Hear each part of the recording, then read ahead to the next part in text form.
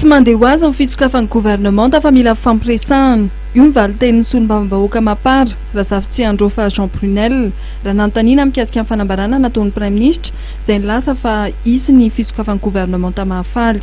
Nanambara fisokafana ny Prime Ministre teo. Zany fisokafana zany tsy mandehandeha ho azy fa tsy maintsy dinihana lalina sy fampiresahana ao anatina fahamatorana.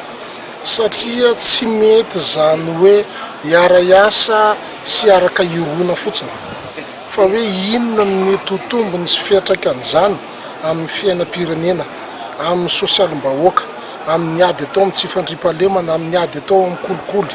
Zany rehetrarehetra zany tsy maintsy fampiresahana sy fampidinihana. Mizotra amina tarigetra anankiray ny tiana tongavana dia mety miombona. Raha ohatra ka hoe tsy mizotra amina teboka anankiray dia lay etaetam-bahoaka teo ny lalana na zavatra hofaritana dia mazava ho azy tsy hisy mihitsy ny fiombonana sy fiaraha-miasa.